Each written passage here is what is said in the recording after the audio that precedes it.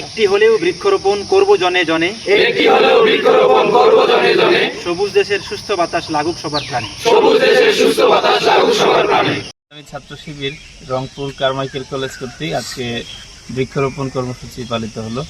ছাত্র শিবির একটা দায়িত্বশীল সংগঠন হিসেবে প্রতি বছরেই এই জুন মাসে বৃক্ষরোপণ কর্মসূচি সারা দেশে পালিত করে। সেই আলোকে এই বছরেও 5 জুন পরিবেশ দিবস উপলক্ষে জুন মাসব্যাপী বৃক্ষরোপণ কর্মসূচি ঘোষণা করা হয়েছে। আমরা বিশ্বাস করি গাছ হচ্ছে আমাদের পরম বন্ধু।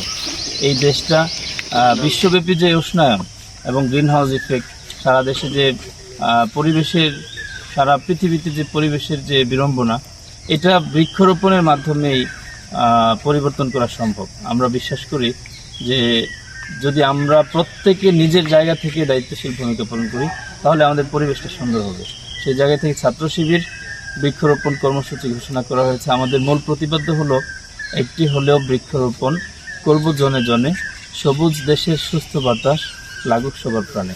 আমরা সকল জনশক্তিদের জন্য একটি করে ফলজ, বনজ এবং ঔষধি গাছ লাগানো বাধ্যতামূলক করে দিয়েছি। সকল ছাত্র শিবিরের সকল সাথী কর্মী সদস্য প্রত্যেকেই তার নিজের বাড়ির আঙিনায়, শিক্ষা প্রতিষ্ঠানে অথবা রাস্তার পাশে কোথাও না কোথাও একটি করে গাছ লাগাতে হবে। আমরা বিশ্বাস করি এই দায়িত্বটা শুধু ছাত্র শিবিরের না, এই দায়িত্বটা রাষ্ট্রের সকলের। প্রত্যেকেই এই কর্মসূচিতে অংশগ্রহণ করা উচিত, যার যার জায়গা থেকে গাছ লাগানো উচিত। আর আমরা গাছ শুধু লাগাইতে বলি নাই, গাছ লাগানোর পাশাপাশি গাছকে পরিচর্যা করতে হবে, যত্ন করতে হবে এবং তাকে বড় করে তোলার জন্য যা করা প্রয়োজন তাই করতে হবে। আমরা এই শিক্ষাটুকু পাই আমাদের প্রিয় নবী হযরত মুহাম্মদ সাল্লাল্লাহু আলাইহি সাল্লামের একটি হাদিস থেকে।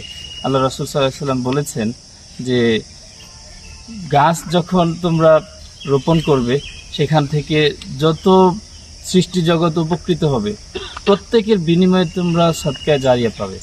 অর্থাৎ এখানে পশু পাখি এবং মানুষ এসে ছায়া গ্রহণ করবে, যারা এখান থেকে উপকৃত হবে তার বিনিময়ে যিনি গাছটা রোপণ করলেন তার আমলনামায় সদকায়ে জারিয়া হবে। ইভেন রাসূল সাল্লাল্লাহু আলাইহি সাল্লাম আরেকটা হাদিসে বলেছেন যে তোমরা যদি এরকম নিশ্চিত জানো আগামীকাল কিয়ামত সংঘটিত হবে, কিন্তু তোমার হাতে গাছের একটি চারা থাকে, তোমরা সেই চারাটি রোপণ করে দাও। তার মানে হলো কিয়ামত সংঘটিত হচ্ছে, পৃথিবী ধ্বংস হয়ে যাবে, সেটা জানা সত্ত্বেও আল্লাহ রাসূল সাল্লাল্লাহু আলাইহি সাল্লাম বৃক্ষরোপণের প্রতি অনেক গুরুত্ব দিয়েছেন। তো আমরা সেই গুরুত্ব অনুধাবন করে ইসলামী ছাত্র শিবির সারা দেশে বৃক্ষরোপণের উদ্যোগ নিয়েছি। আমরা বিশ্বাস করি এই দেশের সকল নাগরিক এই কর্মসূচিতে এগিয়ে আসবে। সবাই যার যার জায়গা থেকে বৃক্ষরোপণ করার মাধ্যমে সবুজ শ্যামলে একটা সুসজ্জিত বাংলাদেশ আমরা বিনির্মাণ করবো ইনশাআল্লাহ। একটি হলেও বৃক্ষরোপণ, একটি হলেও বৃক্ষরোপণ করব জনে জনে, করব জনে জনে। সবুজ দেশের সুস্থ বাতাস, সবুজ দেশের সুস্থ বাতাস লাগুক সবার প্রাণে। লাগুক সবার প্রাণে।